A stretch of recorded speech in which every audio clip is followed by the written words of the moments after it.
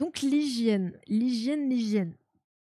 Donc forcément, ouais, quand ce truc-là, cette personne-là, bah, forcément, elle s'est interrogée. Mais qu'est-ce qu'on dit du coup sur l'hygiène? Est-ce que vraiment ne pas se laver tous les jours, c'est être dégueulasse? Surtout qu'apparemment, il parlait vraiment d'une douche complète, quoi. Et du coup, voilà. Et en faisant quelques recherches, bon, j'étais tombée en premier sur cet article de Ouest France de 2022. Je ne sais pas si on va le lire en entier. Je suis quand même propriétaire de l'âne numéro 9. Ah, je me lave que dans les rivières tous les 6 mois avec mes vêtements, bien entendu. Pour les laver en même temps, bah oui, autant faire d'une pierre deux coups. Le pH de la peau subit assez violemment la douche quotidienne au savon. C'est pas faux. Mais je vais pas spoiler aussi. Hein. Je vais pas spoiler. Je vais demander à ce que un demi-dollar par mois soit donné au liquide pour se doucher. Non, là, je pourrais quand même acheter le gel douche. Si, là, je pourrais. Mais voilà, pas beaucoup plus. Ça. L'eau, pas trop. Enfin, surtout en pièces d'or. Elle était partie sur les pièces d'or. Donc là, non. Là, non. Sans savon, ça passe crème à skip. Ah ouais, ouais. La flore cutanée est aussi importante que le microbiote. Il faut un équilibre. Ah, mais c'est. Enfin. Vous êtes, j'ai envie de dire, vous êtes sur une très bonne piste et je vois pas de grosses bêtises dans ce que vous dites. Le sans savon, ça passe crème. C'est juste là où il y a peut-être un petit nuance à donner. Et déjà la douche, alors on va parler, enfin le bain encore pire, hein, avec c'est comment aussi. Et merci Obli pour les 100 bits, merci beaucoup, c'est pour la douche, merci pour la douche. Comment l'eau qui est une ressource précieuse avec ses problèmes environnementaux, etc. pour les bains de fiesta, avec les problèmes d'eau, etc. qu'on rencontre, notamment à cause du changement climatique, etc. On sait que l'eau est une ressource précieuse. Je crois qu'il y a moins d'1% de l'eau. Alors, il y a plus d'eau que de terre sur Terre, mais l'eau douce potable, c'est moins d'1%, il me semble. Corrigez-moi si je me trompe. Hein. Et bonjour, Belle-Île-en-Mer. Voilà, n'hésitez pas à me corriger si je me trompe. Donc, réduire, peut-être prendre moins de douches si c'est pas nécessaire, peut-être que c'est aussi un bon truc pour par rapport à la planète, quoi. Est-ce que c'est aussi une bonne idée pour la peau? Donc là, il donne quelques chiffres. Alors, tous les articles qui sont là, vous les retrouvez. Alors, ils sont déjà normalement sur le Discord, mais je pense que je les remettrai en blog peut-être un peu plus clair par la suite. Donc, toutes les sources sur lesquelles on va passer, parce que certaines, on ne va pas s'attarder, sont retrouvables sur le Discord. Je vous remets le lien là. Et puis, je vous mets le YouTube aussi, si jamais. Donc, 3/4 des Français affirment se laver entièrement, quotidiennement. Des dermatologues expliquent qu'il n'est pas nécessaire de se laver tout le corps une fois par jour. En respectant certaines règles d'hygiène, diminuer la fréquence des douches, fait du bien à la planète et allège la facture énergétique. Voilà, donc vous faites d'une pierre deux coups. Est-ce que, parce que là, le blabla sur les chiffres. Ah oui, la douche, c'est 57 litres d'eau et le bain, je crois que c'est pas loin de 200 litres. Pour vous donner une idée. Donc un bain, ouais, c'est cool, mais c'est 4 douches. Voilà, voilà. Faut-il avoir une baignoire, vous allez me dire. Donc la peau s'auto-nettoie. La peau est un organe vivant qui se renouvelle. Elle s'auto-nettoie en quelque sorte, explique cette membre de la Société française de dermatologie. Et bonjour privatiste. Les plus économes en douche sont les gamers. Faut prendre exemple sur eux. Ouais, peut-être pas surtout. On verra qu'il y a quand même besoin de. Alors là, on parle d'une douche complète, de se laver entièrement. On verra que même s'il n'est pas nécessaire de se laver tous les jours entièrement le corps, il y a quand même des endroits qui nécessitent un traitement particulier. Donc la surface de la peau est recouverte par une émulsion d'eau et de graisse, miam miam, qui forme un film hydrolipidique, donc d'eau et de graisse, une première barrière de protection contre les agents infectieux et la pollution. Ce film est également essentiel dans la prévention de la déshydratation. Et oui, si vous vous acharnez à retirer trop régulièrement ce film, bah votre peau elle est déshydratée, elle est sèche et c'est pas tip top. Encore plus si vous avez une peau sensible avec de l'eczéma ou autre. Donc voilà. Donc ce petit film, alors oui, dit comme ça, hydrolipidique, je vous l'accorde, ça fait pas rêver, mais il est important de le préserver. La peau est un écosystème comme un autre et il convient de préserver son équilibre. Donc, en gros, si la peau est débordée par les agressions comme la pollution, la transpiration, il faut la nettoyer. Mais en règle générale, savonner quotidiennement les zones où la transpiration est la plus grasse, qui sont sujettes aux colonies bactérielles comme les aisselles, les interstices entre les orteils ou les parties intimes, suffit. Donc en gros, ce qui se passe, c'est que là où vous transpirez pas mal, là où c'est gras, souvent il fait chaud, il fait sombre, et bah, qu'est-ce qui aime bien ça? Les petites bactéries. Donc si on veut éviter, eh ben, il faut les nettoyer, tout simplement. Donc ça ne veut pas dire forcément se nettoyer l'ensemble du corps, mais les aisselles, les parties intimes, les orteils. Voilà, c'est important.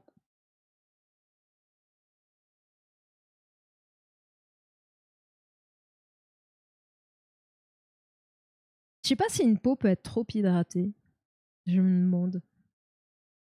La peau est le plus gros organe, effectivement. Alors, je sais pas s'il n'y a pas une compète avec un autre organe. Et ça dépend selon comment on regarde. Je sais plus, enfin, comment on voit les choses. Je sais plus avec lequel. J'en avais entendu un deuxième, mais je veux pas dire de bêtises. Bactéries anaérobies, effectivement, qui n'ont pas besoin forcément. Et même, est-ce que éventuellement aérobie, parce que anaérobie, c'est qui n'a pas besoin d'oxygène. Or, sous tes aisselles, il y a de l'oxygène qui passe, quoi. Après, c'est sûr que dans les, ouais, je sais pas, il y a que des bactéries anaérobies. Tout.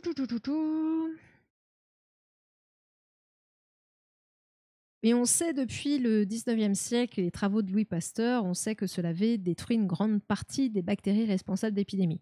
Donc, il y a aussi une partie donc, qui est importante dont elle n'a pas parlé dans la première phase, mais qui sont les mains. Et on va voir qu'on va traiter quand même les mains, les parties intimes et même les pieds un peu à part, parce que forcément, les mains, bah, on s'en sert tout le temps. On touche beaucoup de choses, voilà, on les met sur le nez, la bouche, tout ça. Donc forcément, c'est un bien important de potentielle contamination. Donc forcément, on va avoir une hygiène par rapport aux mains différente. Il y a l'enjeu d'éviter le développement de colonies, mais pas que. D'éviter aussi les infections, la transmission et tout ça.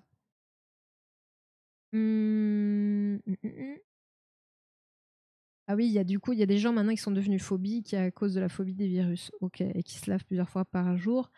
Donc le risque d'altérer le film hydrolipidique de surface. Et du coup, c'est pas bon pour la peau. Depuis que les chirurgiens ont commencé à se nettoyer les mains et les désinfecter avant l'opération, il y a beaucoup moins de femmes accouchantes qui meurent. Ouais, il y a beaucoup moins d'infections et tout ça. Et j'avais vu, parce que je crois que, je sais pas si c'est pas toi, Oubli, qui avait partagé une vidéo aussi et qui disait que ils avaient fait, enfin, ils s'étaient rendu compte en fait que entre un endroit où les étudiants en médecine ne se lavaient pas les mains et un autre endroit où au final les infirmières se lavaient les mains ou je sais plus quoi, ah oui, les étudiants travailler sur des cadavres, puis ensuite aller s'occuper de patients, il y avait plus de contamination que là où des infirmières allaient de patient en patient. Enfin, ils avaient fait le lien entre le fait que Pas se laver les mains, le manque d'hygiène, ça faisait de la transmission. Oui, c'est pas. Est-ce que Semmelweis c'est celui qui a découvert que c'était qu'il fallait se laver les mains et en fait on l'a pris pour un fou et il s'est malheureusement il a pris Prum Dog mais alors qu'il avait raison quoi. Alors qu'il avait raison.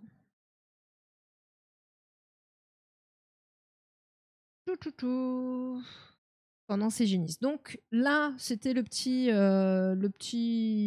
vite fait sur le Ouest France. Ah mais non, mais c'est pas celui-là. Attends, est-ce que voilà, c'était ça. Ah, attends-moi. Ne pars pas tout de suite. Donc là, on va voir une petite vidéo qui résume pas mal au final. Et après, je vous montrerai, on verra si on va dans le détail ou pas, parce que au final, il y a des infos sur Amélie. Non, je ne vais pas rentrer mon code postal. Sur Amélie. Donc sur l'assurance maladie, vous pouvez trouver des informations.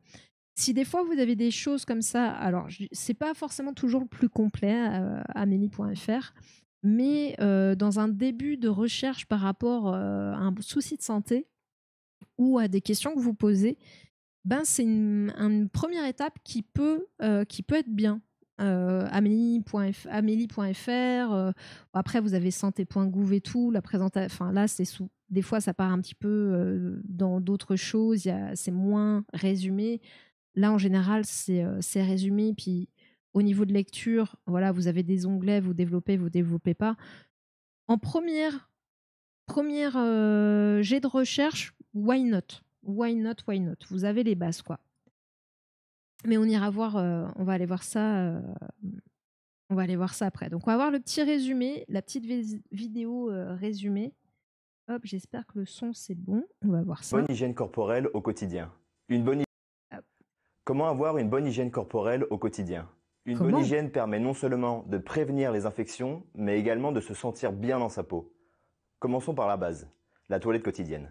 Comme le rappelle Santé publique France, se laver régulièrement permet d'éliminer les bactéries, la sueur et les impuretés accumulées sur la peau. Les autorités sanitaires recommandent une douche quotidienne, en utilisant de l'eau tiède et un savon doux, pour ne pas agresser la peau. Attention à ne pas tomber dans l'excès, se laver trop souvent peut perturber la flore cutanée. Nettoyer la région intime. On a vu déjà que, in fine, la douche intégrale quotidienne, pas forcément nécessaire si vous n'avez pas particulièrement transpiré. Juste les zones, on rappelle, les aisselles, les parties intimes, entre les orteils, et puis les mains, ça c'est même plusieurs fois par jour, selon ce que vous faites, bien sûr. Les mains, c'est important pour éviter les transmissions, les infections. Donc là, ils disent une douche quotidienne, mais in fine, c'est à nuancer. Tous les jours avec un produit lavant doux et adapté au pH de cette zone, sans parfum ni antiseptique, pour éviter les irritations ça, c'est pour et les les parties déséquilibres intimes de la flore, en particulier la flore vaginale. Nettoyez uniquement l'extérieur de la vulve, ne pratiquez pas de douche vaginale car elle perturbe l'équilibre naturel du vagin et favorise les infections. Alors oui, ça c'est alors normalement les femmes et bonsoir Nico. Ou sinon pose-la dans le Discord. Pose-la dans le Discord, hésite pas dans Blabla ou dans vos propositions si c'est vraiment hors sujet. Parce que sinon mon cerveau il va avoir du mal à ne soit pas te répondre, soit et en fonction, si on a le temps, j'irai regarder. Je préfère. Je commence à me connaître. Je vais gérer comme ça. Le Discord est mon ami. Tiens, je sais plus si tu es sur le Discord ou pas. Je te le remets le lien si jamais. Oui, quand, de se laver les mains quand on se papouille les animaux. Quand on papouille les animaux, mais pas que. Oui, les douches vaginales, je vais le redire parce que même si normalement, quand vous êtes une femme, vous le savez, ça fait un moment qu'on le sait, mais il ne faut pas faire de douche vaginale. En fait, souvent quand on parle de microbiote, on parle souvent de l'intestin, du ventre, voilà. Mais en fait, on a pas que là un microbiote. Et l'équilibre du microbiote, elle est importante. Ce microbiote, on vit en symbiose avec lui. Oui, on lui apporte des choses, mais il nous apporte aussi des choses. Et du coup, il ne faut surtout pas faire ça. Enfin, si vous ne le savez pas, le vagin, il est auto-wash. Donc, c'est pas grave. Il y a juste l'extérieur qu'il faut laver. Et effectivement, c'est possible avec un savon doux. Donc voilà, pour éviter d'agresser, parce que c'est quand même des muqueuses, des parties sensibles. Donc, on est tout doux avec cette partie-là quand on la lave. Et on évite de frotter trop fort. On évite, je crois qu'on évite aussi même les gants de toilette pour éviter justement de frotter et d'irriter la peau. Et c'est pas forcément que valable pour cet endroit-là, mais voilà, soyez homme ou femme dans tous les cas, prenez bien soin de cette zone-là pour éviter les infections, les développements de bactéries, parce que c'est clairement l'endroit où vous allez suer, où il fait chaud, voilà, où il y a des conditions pour le développement des bactéries, mais pas que. Mais pas que. Euh, et d'ailleurs, pour l'anecdote, les personnes multipass, ton message a été bloqué, tri systémique, mais j'avoue que moi aussi j'y pense au multipass quand je dis auto-wash.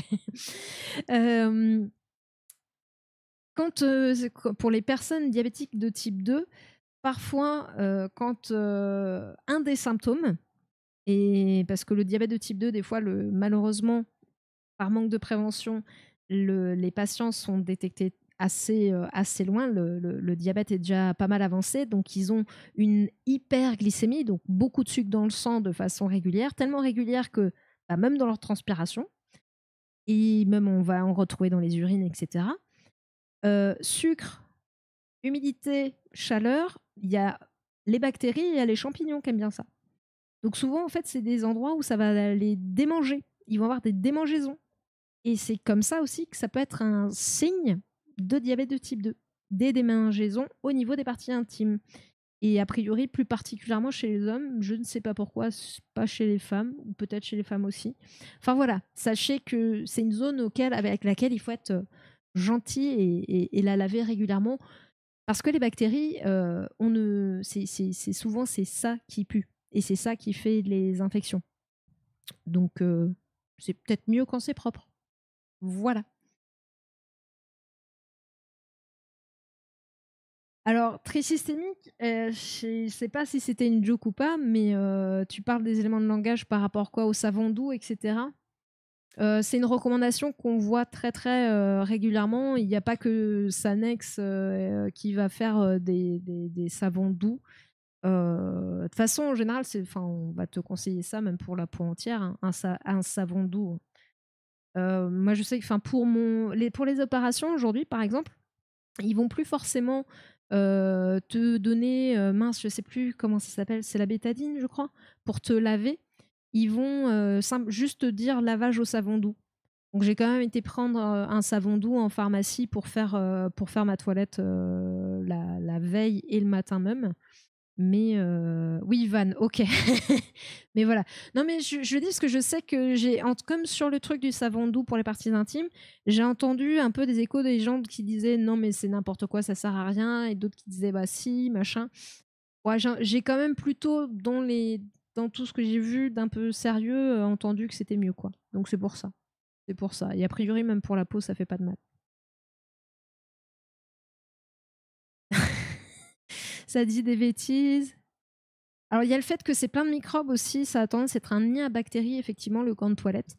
Et en plus du fait que ça reste une matière moins douce que juste votre main, quoi. Donc c'est pour ça que c'est pas toujours à privilégier, mais aussi pour cet effet nid à bactéries, effectivement. La question est posée dans le Didi. Ok. Je sais pas où tu l'as mise. Attends. Ah, tu l'as mis aux deux endroits, non?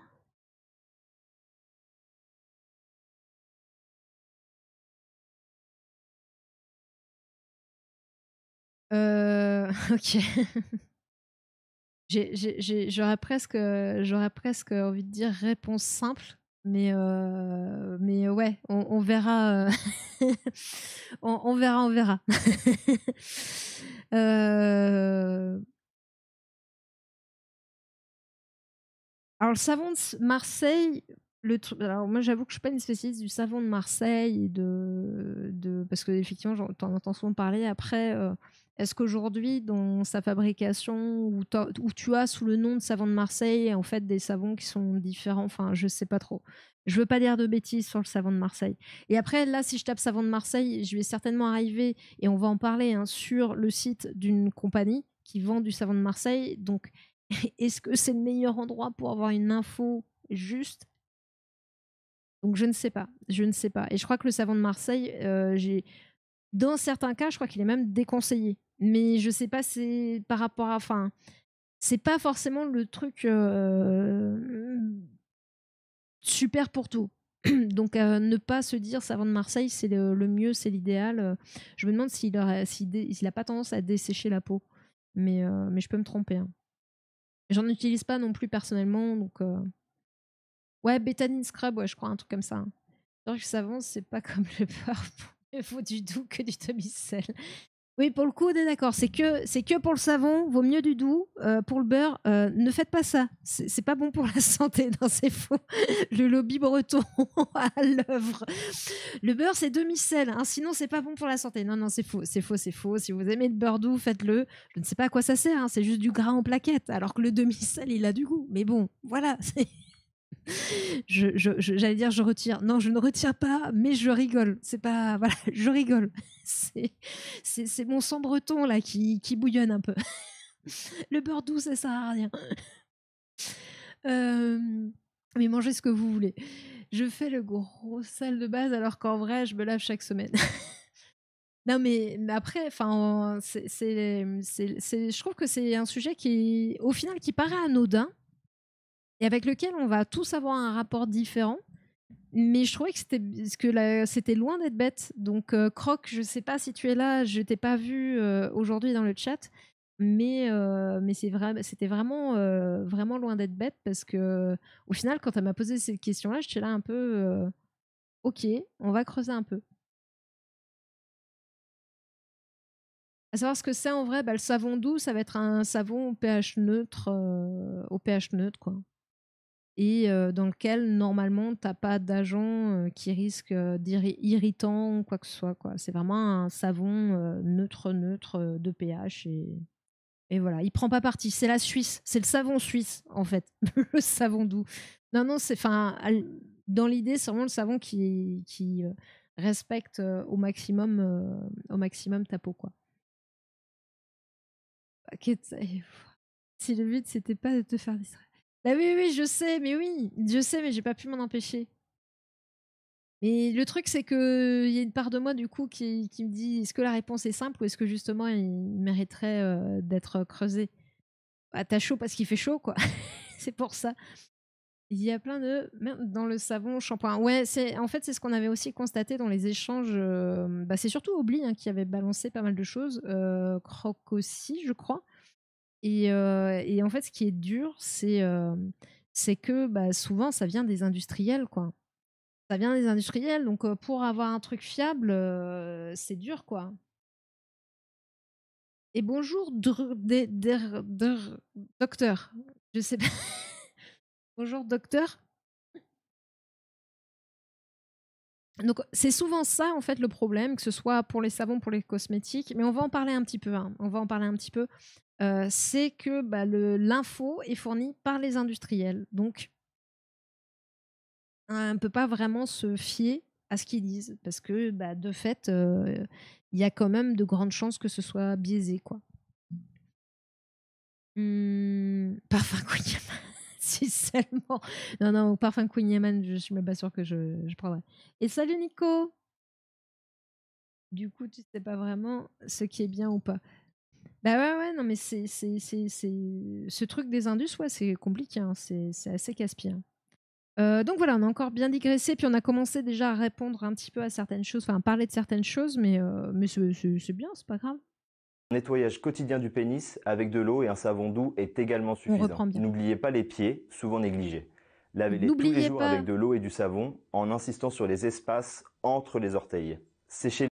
Donc partie intime, hein, on a vu pour les femmes, pour les hommes, et les pieds, c'est vrai que c'est quelque chose qu'on a tendance à négliger, et ça va être d'autant plus vrai par exemple, que si vous êtes, si vous êtes diabétique. Je sais que je parle souvent du diabète, mais parce que c'est vraiment une saloperie et que ça concerne beaucoup de personnes. Et bonsoir Ad. AD, je sais pas si tu préfères Ad ou AD, je ne sais pas. D'autant plus si vous avez du diabète parce que le diabète fait qu'on cicatrise mal et qu'en plus, bref, va être beaucoup plus sensible et souvent, vous allez avoir une petite coupure au pied que vous n'avez pas forcément senti parce qu'il y a une petite perte de sensibilité. Et du coup, c'est par là que va passer l'infection. Et malheureusement, avec le fait que ça ait du mal à cicatriser parce que l'excès de sucre dans le sang empêche justement, on parlait de la coagulation et du phénomène de cicatrisation, ça va jouer un rôle, l'hyperglycémie va jouer un rôle négatif là-dessus. Bref, tout ça, infection, tout ça, la suite, malheureusement, ça évite la septicémie. Et c'est pour ça qu'il y a beaucoup de personnes diabétiques de type 2 qui vont, beaucoup. Disons que c'est un facteur de risque plus d'être diabétique, vont se faire amputer. Donc vous surveillez bien vos pieds parce que souvent il y a une perte de sensibilité et prenez bien soin de vos pieds pour éviter les ennuis. Voilà. Et même si vous n'êtes pas diabétique, c'est toujours bien de le faire. Mais ça, on voit aussi que la santé, l'hygiène va être aussi dépendante de notre état de santé. Parce que peut-être que dans certains cas, il faudra faire plus ou moins de toilettes intimes, j'en sais rien, être plus vigilant sur les pieds ou pas. Donc là, c'est vraiment des conseils globaux, généraux, à adapter aussi à soi, à son activité aussi, parce que c'est sûr que si vous transpirez tous les jours, vaut mieux faire une douche complète, entière, parce qu'on a vu quand même que l'accumulation de transpiration, de pollution et tout, c'était pas bon. Donc voilà, c'est à adapter aussi au contexte. Donc en fait, dire il faut prendre une douche tous les jours, ça manque encore une fois de nuance, quoi. Point d'exclamation diabète. Mais presque, il faudrait presque que je la fasse, parce que c'est vrai que souvent, diabète, je vais avoir, alors pas tout le temps, mais on me l'a déjà posé régulièrement, la différence diabète de type 1, diabète de type 2, par exemple. Il y a la différence entre les deux. Et ça, c'est vrai. Alors, ça me dérange pas de radoter, hein, j'ai l'habitude. Je le fais même hors live. Mais c'est vrai que voilà, ça permettrait, ou de mettre un lien dans le point d'exclamation diabète qui renverrait un site sur le diabète. Mais parce que bon, c'est quand même une patho de merde et où il y a beaucoup de personnes qui sont concernées, quoi. Les pièces aussi, vous aimez les champions de Paris? Ouais, on va vite. Miam miam. Bon appétit si vous êtes à table. Faites toujours très attention aux facteurs de risque ou pas. Pas tapant sur en cas de dépôt de facture et de courrier. Vient le mois dernier. Pas besoin de me laver. Ah, mais après, trop, en fait, un excès d'hygiène ou un manque d'hygiène, dans les deux cas, peut y avoir des problèmes. Donc le tout, c'est comme toujours, de trouver un équilibre qui correspond à son activité, à sa vie, etc. Les soigneusement pour éviter la macération qui peut provoquer des mycoses. Évitez Miam, de miam. vous laver les cheveux au shampoing plus d'1 à 2 fois par semaine. Un lavage trop fréquent risque de stimuler la production de sébum et de déséquilibrer le cuir chevelu. Le choix. Donc si vous avez les cheveux gras, c'est peut-être parce que vous lavez trop les cheveux, trop souvent les cheveux. Voilà, alors moi j'ai pas forcément les cheveux gras, mais en même temps quand tu te laves tous les jours les cheveux, in fine, tu enlèves la pellicule de gras, mais le problème justement comme il le dit, c'est que tu déséquilibres le cuir chevelu et que c'est pas forcément bon. Ah ouais, non, mais les mycoses entre les orteils, ouais. Et mais ça, ouais, j'avoue que ça, c'est un truc sur lequel il faut que je... Ma coiffeuse me l'avait dit, hein, de pas me laver les cheveux tous les jours. Bon, en ce moment, je fais pas, mais quand je travaille, c'est tous les jours, hein. Je lave mes cheveux tous les jours. Après, j'ai les cheveux courts, donc c'est pour ça. Si j'avais les cheveux longs, peut-être que je m'embêterais pas, mais Mais je peux pas, moi, s'ils sont pas mouillés, je peux pas les dompter de toute façon. Donc, Le choix du après, shampoing je dépend devrais pas mettre également de de votre type shampoing, de cheveux, peut-être. gras, secs, normaux ou encore bouclés. Les mains Donc le méritent elles type de aussi une shampoing, ça attention dépend. toute particulière. Voilà. L'assurance maladie rappelle que se laver les mains plusieurs fois par jour est l'un des gestes barrières les plus efficaces pour éviter la transmission des virus et des bactéries. Pensez à bien vous laver les mains avant de cuisiner ou de manger, après être allé aux toilettes ou après avoir touché Voilà, des les surfaces évidents. potentiellement contaminées. Utilisez Ça peut paraître évident, mais je crois que le nombre de personnes qui se lavent les mains après être allées aux toilettes, c'est pas 100%. C'est pas 100%.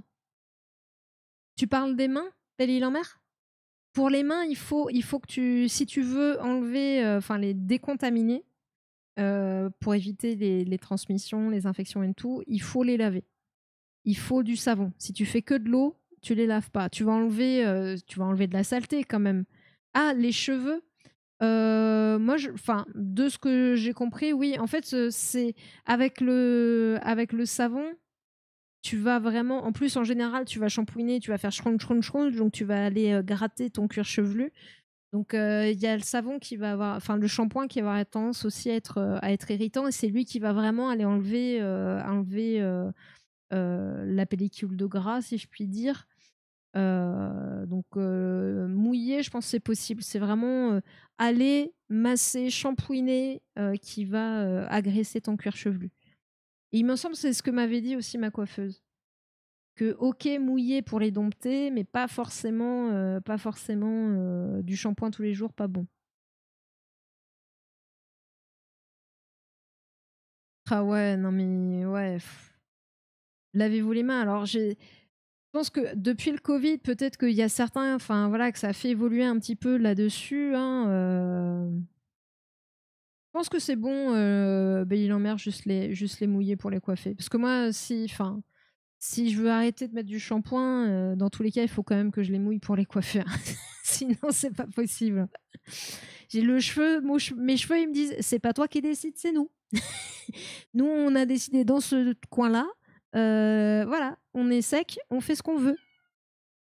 Oui, mon chat. Oui, oui, oui. Mais je sais plus ce que je disais du coup. Il m'a perturbé. J'attends.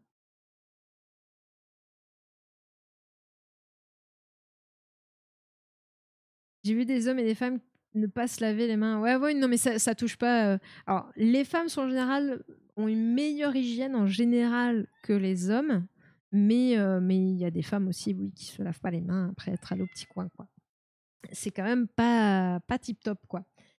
Oui, j'attends. Mais oui, oui, après être allé aux toilettes. Après, oui, le Covid a peut-être un peu mieux instauré ça. Sentiez-vous Tidjo curieux.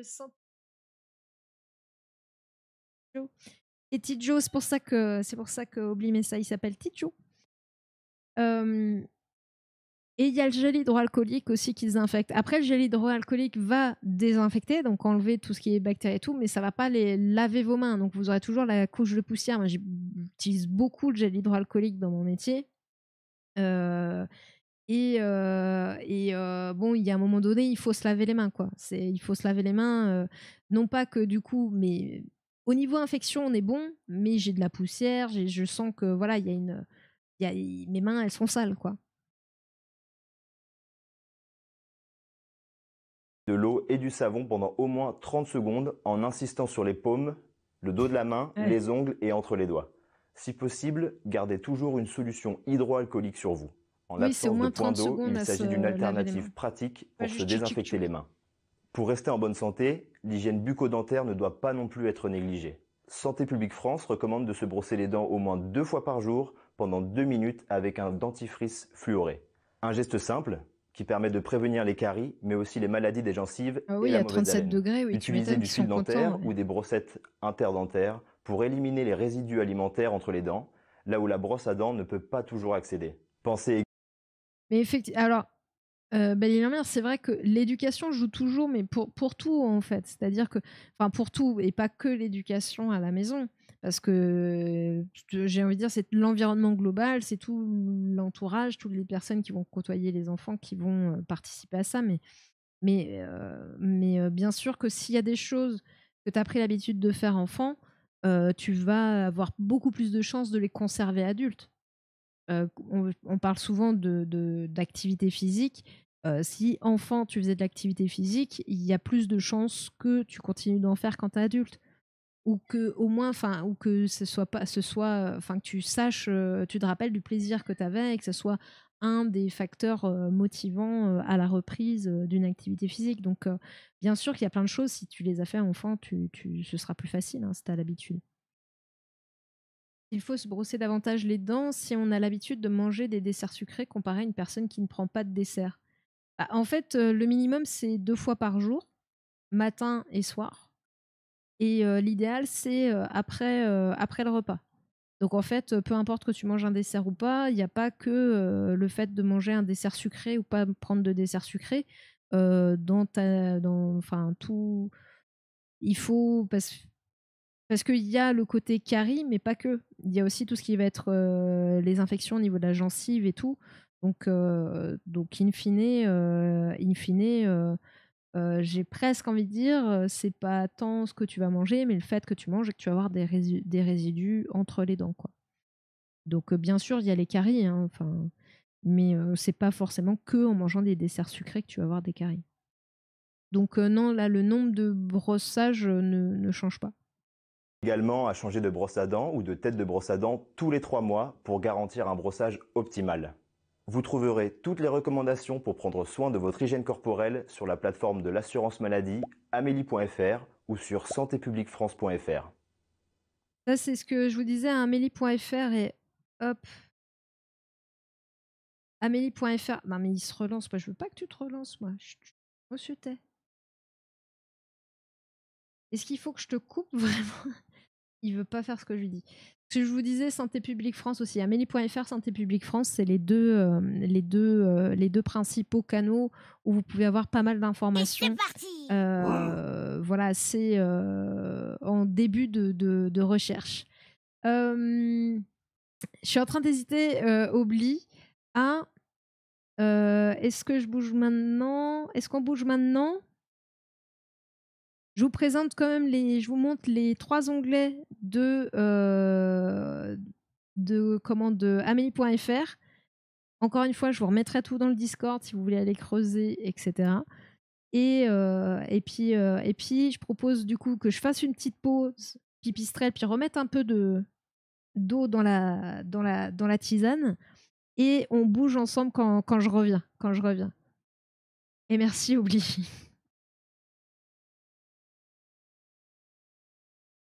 Donc là, sur amélie.fr, là j'ai mis 3 onglets, mais je crois qu'il y avait même plus que ça. Donc il y a quelques conseils pour réaliser sa toilette intime. Il est préférable de se laver, et là on le retrouve, c'est pour ça que je dis, c'est à chaque fois je l'ai lu ce truc-là, avec un savon doux non parfumé et sans gants de toilette. Et la pause pipistrelle. Mais faut que je mette pause pipistrelle sur mon écran de pause. Je pense. Qu'est-ce que la toilette intime? Vous avez le détail chez la femme. Il y a quand même pas mal de choses où ça. Alors ça rappelle aussi l'auto-wash, la fameuse auto-wash, le fameux auto-wash du vagin. Vous avez quelques conseils pour s'habiller après une relation sexuelle. Pour les hommes, pareil. Il y a plein de petits conseils. Je ne vais pas rentrer dans le détail. Là, il parle aussi pour les petits garçons aussi. Ça peut être des questions qui peuvent être posées par les enfants, notamment par rapport au décalotage ou pas, etc. Donc là, vous avez tout plein de petits détails sur la toilette intime. Et comme ça fait partie des endroits importants où il faut prendre bien soin, les dents, bien évidemment. Donc ils disent bien au moins 2 fois par jour, après le petit déjeuner et avant de se coucher. Là, ils vous donnent même dentifrice fluoré avec, pour les adultes, la concentration, etc. Nanana, nanana. Ils vous disent en passant 10 fois sur chaque dent. Je suis pas sûre qu'on compte, mais voilà. Je crois que c'était quoi, 2 ou 3 minutes, ils comptaient de brossage qu'il fallait faire. Donc 2 fois minimum. Normalement, c'est après chaque repas pendant 2 minutes. Voilà, voilà. Les 5 étapes du brossage. Après le brossage, quelle brosse à dents utiliser? Je crois qu'il conseille plutôt une brosse à dents souple avec une petite tête pour pouvoir atteindre les endroits difficiles. Donc voilà, c'est plein de conseils comme ça sur des choses qui peuvent paraître banales, sur les choses peut-être où on ne se pose pas la question, mais c'est toujours important, enfin c'est toujours bien de les avoir, les recommandations. Comment prendre soin de ses pieds aussi, on a vu que c'était un sujet de toute façon important où il faut veiller à bien nettoyer entre les interstices et aussi à bien sécher. Parce que si vous lavez entre les orteils ou même sous les aisselles ou même la région intime, mais que vous séchez pas bien, en fait, c'est toujours humide. Alors certes, vous avez enlevé les saletés, etc., les bactéries, mais c'est toujours humide. Donc, bien sécher, c'est important. Donc là, ils le mettent. Cet aspect sont particulièrement intenses si vous êtes diabétique ou si vos pieds sont sensibles. Oui, parce que les pieds, mine de rien, on passe notre temps à marcher dessus. C'est pas très gentil pour eux d'ailleurs. Pensez à vos pieds, arrêtez de marcher dessus, marchez sur les mains. Lol, je plaisante. Mais voilà, et même quand on marche pas dessus, parce que c'est pour X. Ouah, non, mais en fait pas ce bras-là. Si pour X ou Y raison, si vous êtes en fauteuil ou amputé, dans tous les cas, il faut quand même veiller à ses pieds pour éviter tous les problèmes dont on a parlé juste avant. L'impact de l'eau, alors là, c'est Obli pareil qui avait donné ce lien-là. Alors, tu en avais donné plusieurs sur l'eau douce, notamment eau douce, eau dure. Et effectivement, là, c'est l'association eczema.fr, donc eczéma qui peut être une belle saloperie, où effectivement le fait, il faut savoir que l'eau calcaire ou l'eau dure peut avoir un impact sur la peau et sur l'apparition des crises d'eczéma. C'est valable aussi si vous avez la peau sensible.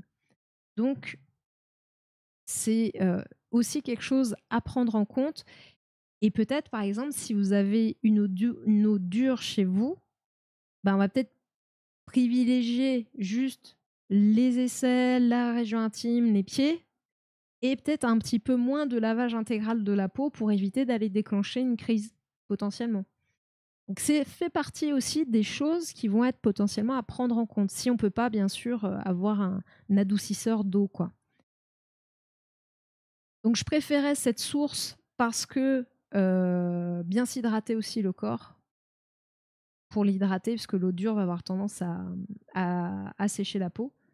Douche et température de l'eau aussi, ça peut être intéressant à savoir, puisque c'est principalement l'eau chaude qui permet de cristalliser les minéraux, et on a vu que c'était ça le problème avec l'eau dure, et le fait de baisser la température de l'eau limite cette action. Prendre une douche moins chaude offre un plus grand confort et limite les irritations et tiraillements liés au calcaire.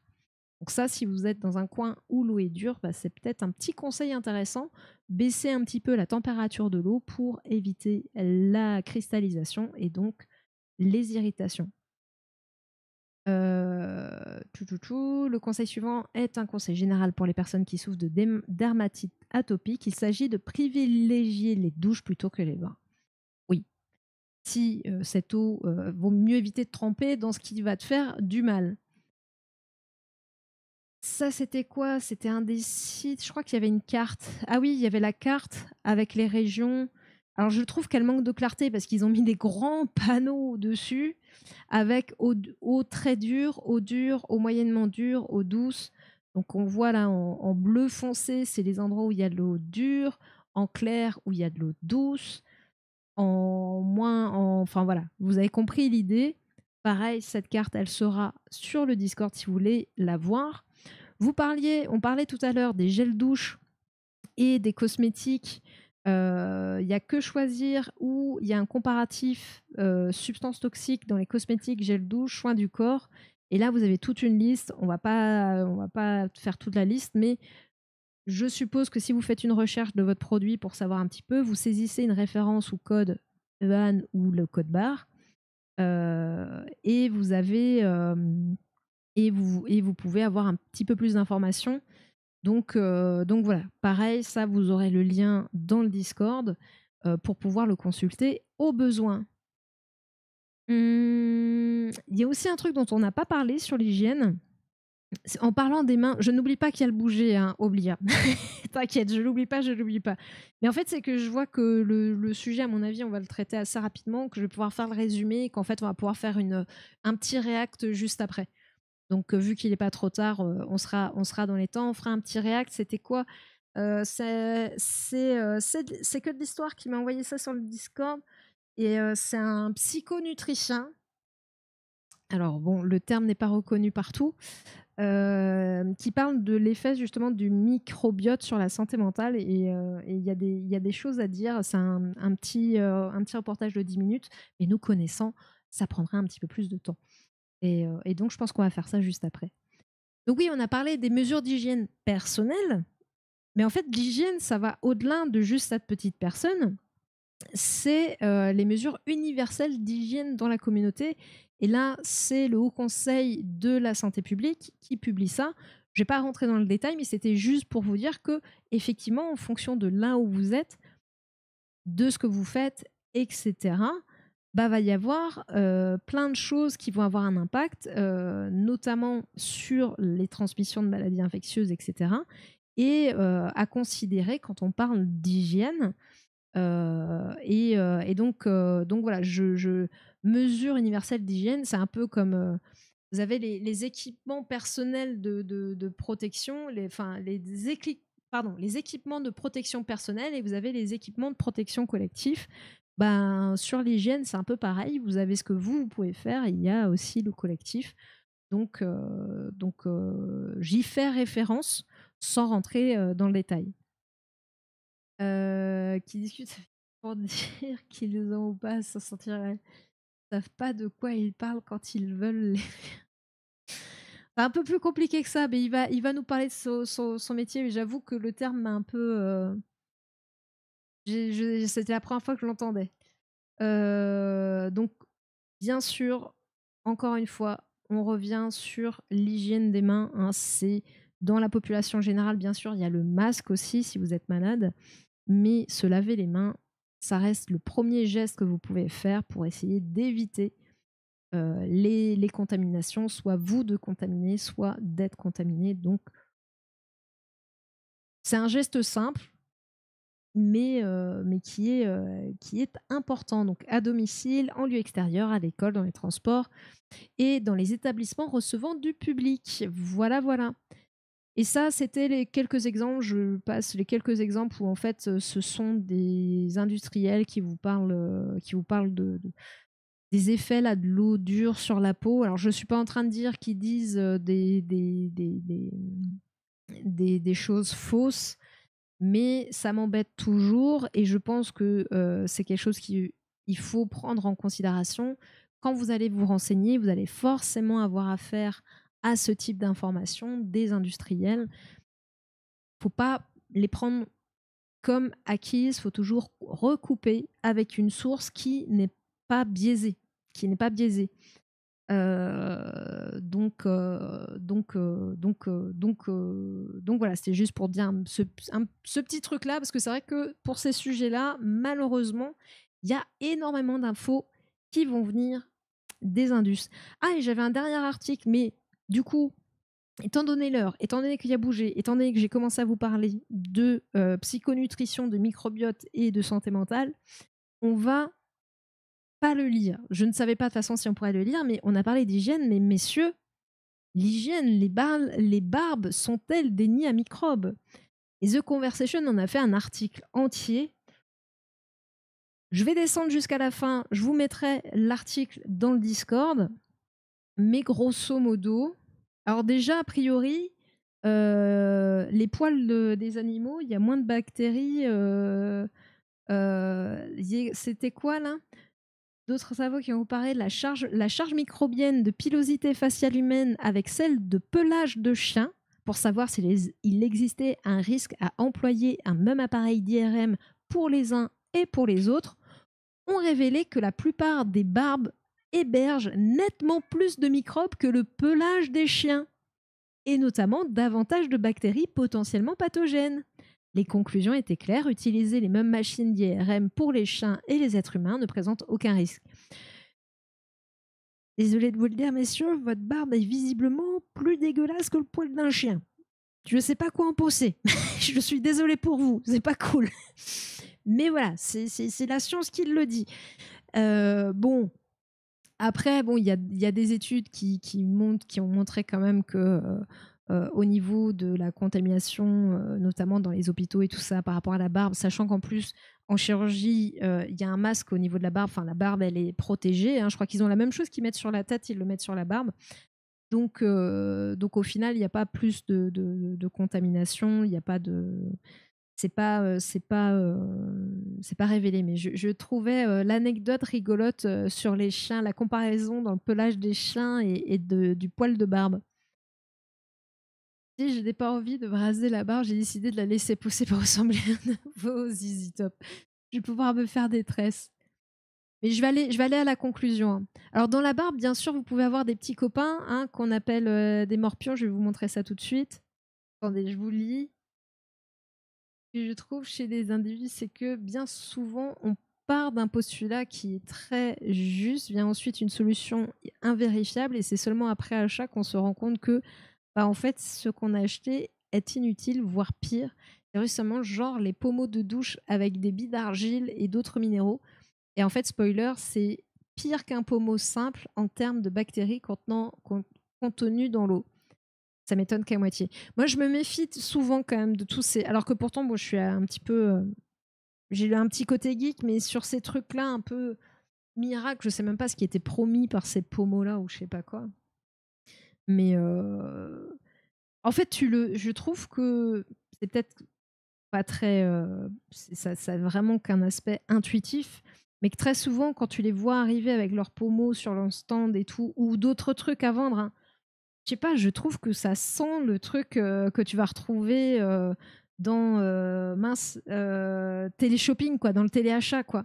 Ça me fait penser à ça. Quand je les vois, ça me fait penser typiquement à ça.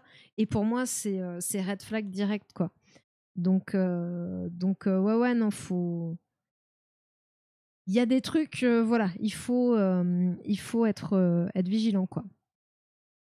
Donc là, il disait qu'en gros, ouais, c'était quand même tranquille, mais que ça peut quand même, la barbe peuvent toutefois véhiculer certaines infections cutanées telles que l'impétigo, un rash ou éruption contagieuse souvent due au c'est le Staphylococcus aureus, lequel est malgré tout fréquemment présent au niveau de la pilosité faciale. Dans de rares cas, on peut aussi retrouver dans certaines barbes des parasites tels que des poux de pubis, communément appelés morpions, qui, comme le nom l'indique, sont habituellement plutôt localisés au niveau de j'aime bien comme localisés au niveau inguinal, en bas. Voilà. Le pli inguinal, c'est le pli au niveau de la hanche, mais vers l'intérieur. Voilà.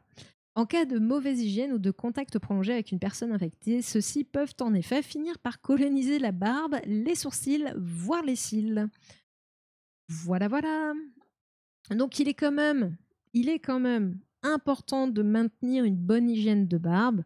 Une barbe négligée peut favoriser irritation, inflammation et infection. La peau sous la barbe, riche en vaisseaux sanguins, parce que c'est quand même au niveau du visage, terminaisons nerveuses et cellules immunitaires, est en effet très sensible aux agressions microbiologiques et environnementales.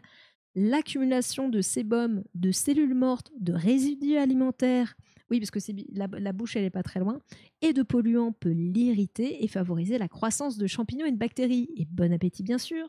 Au moins, ça vous fait des réserves. Hein. Voilà. En définitive, est-ce que les barbes sont sales? Comme souvent, tout dépend du soin qui leur est porté. Les experts recommandent vivement de laver quotidiennement sa barbe et son visage afin d'éliminer saleté, sébum, allergènes et cellules mortes et prévenir aussi la prolifération microbienne. Je vais me raser et mettre une moumoute de barbe quand je sortirai. Ça peut être une alternative. Les dermatologues conseillent également de procéder à une hydratation. En fait, comme c'est de la peau, bah voilà, voilà, pour éviter la sécheresse. Autre recommandation, peigner régulièrement sa barbe avec un peigne consacré à cet usage afin d'en éliminer les saletés et la tailler régulièrement. C'est quelques gestes quotidiens, mais alors l'esthétique de la barbe, ça on s'en fout, on parlait d'hygiène et permettent de la garder en pleine santé en assurant une hygiène irréprochable. Voilà, voilà, donc messieurs, prenez quand même soin de votre barbe, c'est important. Je vais essayer de faire un petit résumé rapide. J'ai pris quelques notes, hop, hop, hop. J'ai anticipé, donc je pense pas que ça. De toute façon, on a blablaté autour pour rentrer un peu plus dans les détails et en même temps, on n'est pas non plus rentré tant que ça va être dans les détails. Vous aviez déjà donné pas mal d'informations. Certains néfastes contenus dans l'eau industrielle, tandis que d'autres chargeaient l'eau en ions positifs. Ouais, ça sent le blabla de pipo, pipo, pipo. N'inquiétez pas, on a une solution naturelle et saine. Ouais, ouais, pour saluer les indices, quoi. Oui, vous pouvez y payer par. Ouais, ouais, ça. Y a rien qui va, y a rien qui va. Le discours et ça pue un peu, ça pue un peu. Voilà. Bon, allez, je vais faire. Attendez. Hop, tac, tac.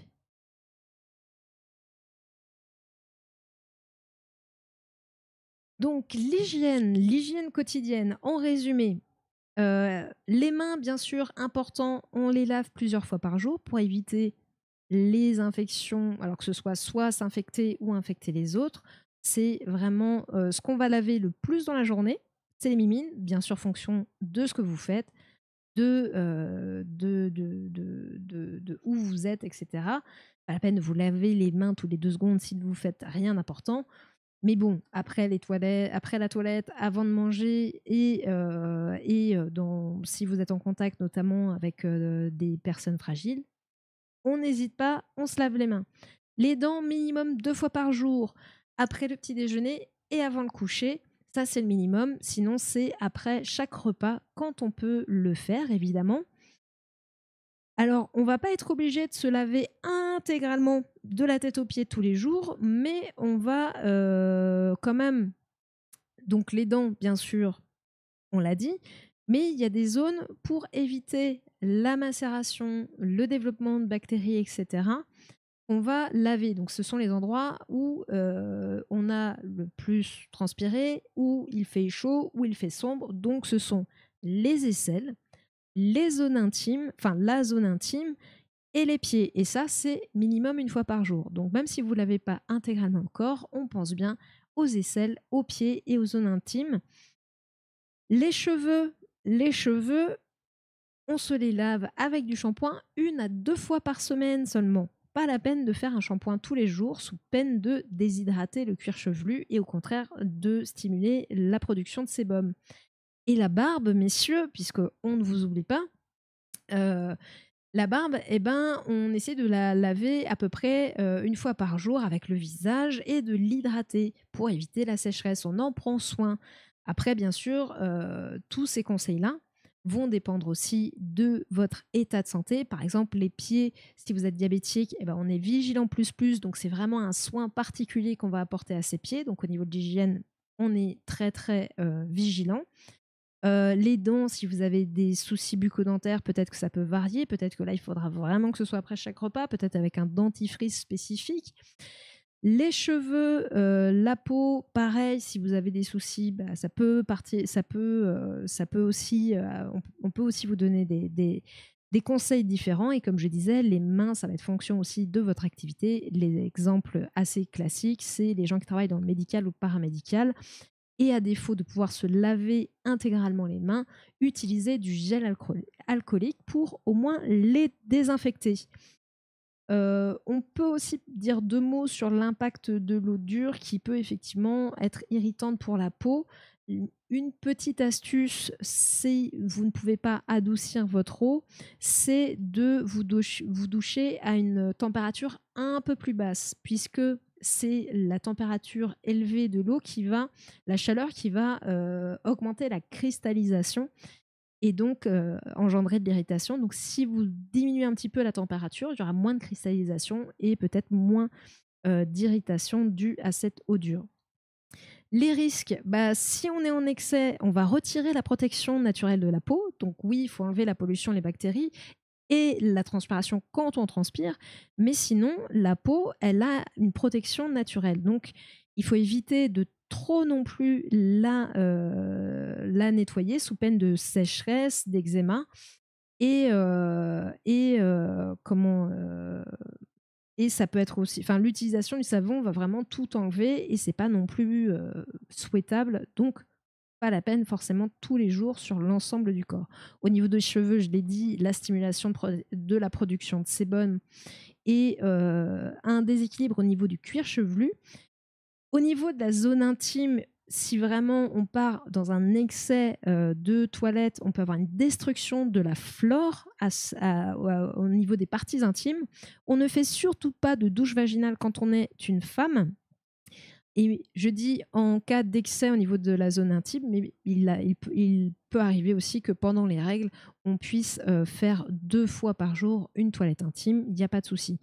Le risque inverse, quand il n'y a pas assez d'hygiène, quand il n'y a pas assez de soins apportés, alors on va enlever en cas de pathologie, on va rester juste sur la chose générale, hein. Mais les risques, c'est que les endroits humides avec la transpiration, on va voir le développement de bactéries, la prolifération bactérienne, les infections, etc. C'est valable pour les pieds, les aisselles, les zones intimes, les mains qui vont être aussi le véhicule de ces potentielles infections, puisqu'on va venir toucher des choses, on va toucher notre nez, notre bouche, etc. Donc c'est pour ça qu'il faut se laver les mains plusieurs fois par jour en fonction du besoin. Et la barbe, pareil, la barbe trop, pas assez, on risque aussi d'avoir développement de bactéries, la peau qui va pas beaucoup aimer. Et donc voilà, donc une bonne hygiène, c'est pas forcément une douche tous les jours, mais les zones intimes, les pieds, les aisselles, minimum 1 fois par jour. Et puis voilà, les dents minimum 2 fois par jour. Et voilà, en résumé. À très vite.